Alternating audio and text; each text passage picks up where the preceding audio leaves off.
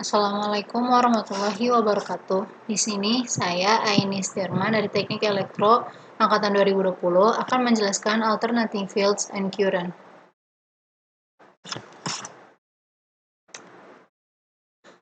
Sebelumnya, osilator dalam fisika itu sangat berguna dalam aplikasi praktis, misalnya untuk menjaga waktu atau untuk memfokuskan energi dalam suatu sistem. Semua osilator dapat menyimpan energi lebih dari satu cara dan menukarnya bolak-balik antara kemungkinan penyimpanan yang berbeda, misal pada bandul dan juga ayunan. Induktor dan kapasitor adalah perangkat yang dapat menyimpan energi elektromagnetik. Dalam induktor disimpan dalam bidang B, dan sedangkan dalam kapasitor dalam sebuah bidang E. Osilasi LC di sebagian besar bagian dunia, energi listrik adalah ditransfer bukan sebagai arus searah, tetapi sebagai arus berosilasi sinusoidal, atau arus bolak-balik, atau alternating current. Untuk menentukan muatan Q pada kapasitor sebagai fungsi waktu, kapasitor dapat dimasukkan ke dalam voltmeter untuk mengukur beda potensial V yang bervariasi ada di seluruh kapasitor. Dengan rumus VC sama dengan 1 per C dikali Q. Sedangkan transfer energi LC dalam rangkaian LC berosilasi, energi berpindah secara berkala antara medan listrik, kapasitor, dan magnet bidang induktor. Nilai sesaat dari dua bentuk energi adalah energi elektrik sama dengan Q kuadrat per 2C dan energi magnetik sama dengan Li kuadrat per 2. Di mana Q di sini adalah muatan sesaat pada kapasitor dan I adalah arus sesaat melalui induktor. Total energi UE plus UB, yaitu tetap konstan.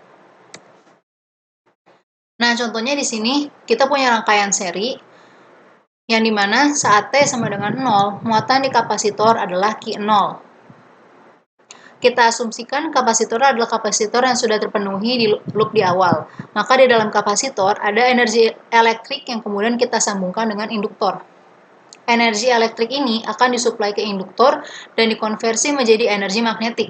Ketika kapasitor disambungkan dengan induktor secara seri, maka total energi dalam rangkaian ini itu akan sama dengan energi elektrik di dalam kapasitor ditambah energi magnetik di dalam induktor. Total energi ini masih sama dengan elektrik dengan T sama dengan 0. Jadi, total energi yang beredar di dalam rangkaian itu harus sama dengan energi awal yang dimiliki oleh kapasitor.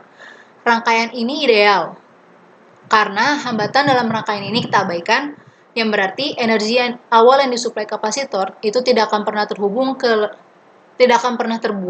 ke lingkungan dan menjadi panas, sehingga total energi di dalam rangkaian ini akan selalu konstan.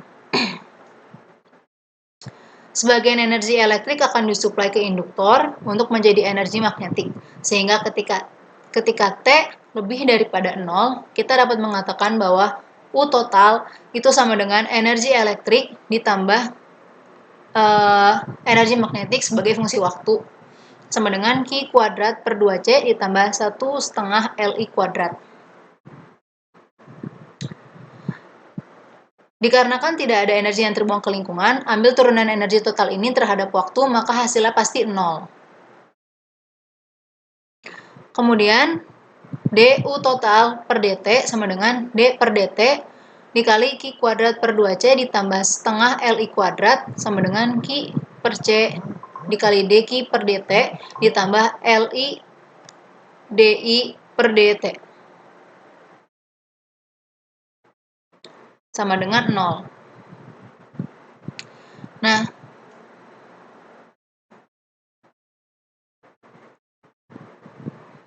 kemudian ini menjadi turunan rumus lagi, jadi I dikali Q per C ditambah I dI per dt sama dengan 0. Kemudian dapat dihasilkan Q per C ditambah L dI per dt sama dengan 0. Maka ketika kedua ruasnya dikalikan dengan L, maka jadinya Q per LC ditambah L per L D kuadrat Q per dt kuadrat sama dengan 0. Nah, L per L di situ kan dimana turunannya bakal menjadi 1.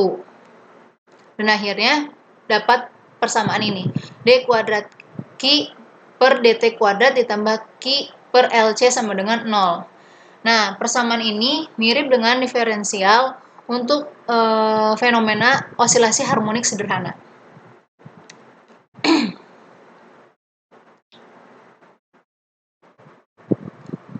Ini lanjutan rumusnya tadi. D kuadrat Q per dt kuadrat ditambah 1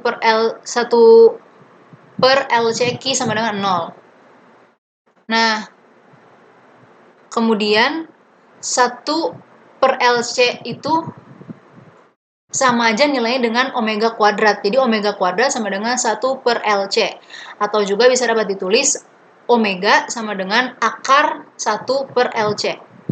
Kemudian dari persamaan diferensial yang ini, D kuadrat Q per dt kuadrat ditambah Q per LC sama dengan 0,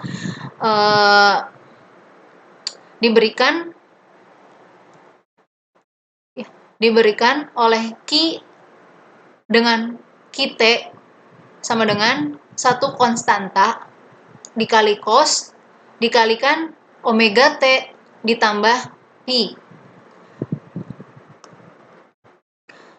Secara umumnya, bahwa saat T sama dengan 0, maka Q adalah Q0, jumlah muatan awal di kapasitor. Dengan kata lain, K harus sama dengan Q0 dan pi harus sama dengan 0. Jadi, turunan akhirnya adalah Q dikali T, Q terhadap T sama dengan Q0 cos omega dikali T. Sekian penjelasan alternating fields and current dari saya. Kurang lebihnya mohon maaf. Wassalamualaikum warahmatullahi wabarakatuh.